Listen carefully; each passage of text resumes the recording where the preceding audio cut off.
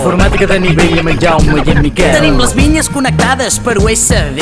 Informàtica de nivell amb en Jaume i en Miquel. Som els avis més catxondos de l'internet.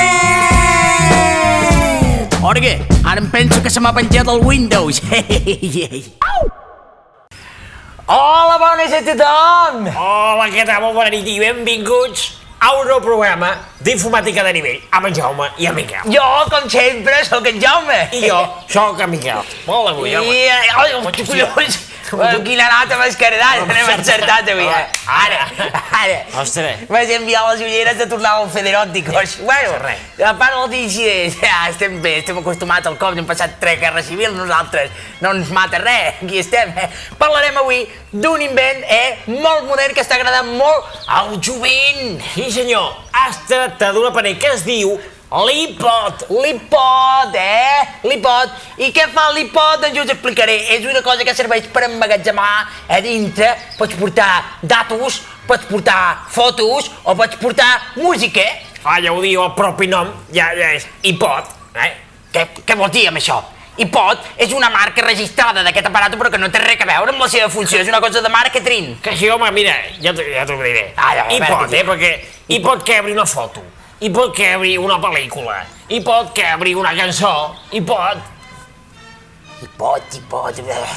Ets un bordegàs, per exemple, me vas liar la troca i la gent no agafa el sentit pedagògic d'aquest programa, ostres. Bueno, us explico, feu-me cas a mi, creieu-me a mi que aquest home està molt malament avui. La qüestió és que d'iPods n'hi ha de moltes mides, n'hi ha de moltes formes i n'hi ha de molts colors. Clar, igual que les tomates, que també n'hi ha de moltes mides, perquè hi pots trobar les tomates de penjar, pots trobar les tomates de maní, pots trobar les tomates de la pera... Au!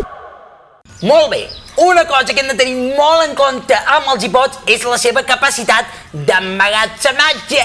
Però això és una mica com el que vam explicar d'això dels discs durs, no? Però hi ha una gran diferència perquè l'iPod pot funcionar sense necessitar un ordinador. No ho entenc. Escolta'm, podríem dir que l'iPod és independent. Doncs així es podria dir iPod Rovira, no? No independent d'aquest tipus, simplement que l'ordinador només el fa servir per ficar-hi les fotos, les músiques i les coses, però després l'iPod ja ho pot reproduir tot això, l'iPod pot reproduir les fotos, pots escoltar la música, pots veure els vídeos... Però això ja ho fan els mòbils, no?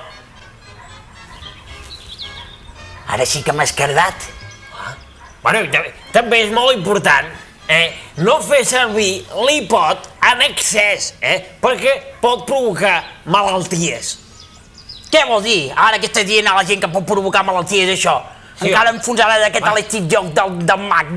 Per què ha de fer malalties, l'iPod? Perquè mira, com que aquest aparell, que dius que té tantes coses, si ho fas servir molt, també te poden venir totes aquelles malalties, no? Però a veure, ara una i ara moltes malalties. Sí, perquè és això Quina malaltia? Quina malaltia fa l'iPod? Perquè pots acabar hipocondríac.